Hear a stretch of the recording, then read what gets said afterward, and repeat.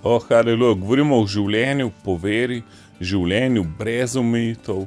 Govorimo o tem, da je staro minilo, vse nastalo novo, kdo smo v Jezusu, kako po veri zdaj živeti naprej, kako biti všeč Bogu, tako da mu verjameš. Haleluja.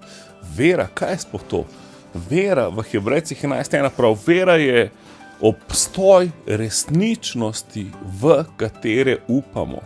Zagotovilo stvari, ki jih ne vidimo. V Hradski pa pravi, vera je trdno pričakovanje tistega, kar upamo, uverenje o stvareh, ki jih ne vidimo. Se pravi, vera je substanca resničnosti. Vera je materializacija tega, kar upaš.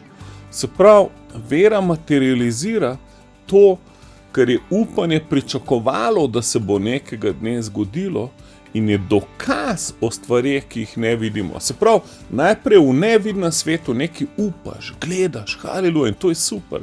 Koliko ljudi izgubi upanje in pol, kako bo imel vero, če še upanje nima, ampak imej upanje. Upanje je pozitivno pričakovanje prihodnosti. In pol z vero začneš to govoriti v obstoj in začneš proklamirati agresivno in živeti v skladu s tem. Danes si reči, vse zmorem v njem, ki mi daje moč. Jaz sem močan v Gospodu. V meni je Kristus.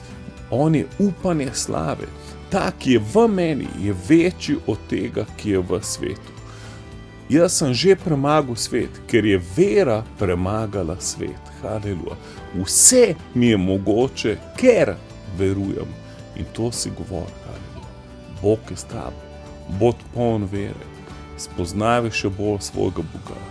On je dal svojega sina zate, kako ti ne bi vsega drugega milostno podaril.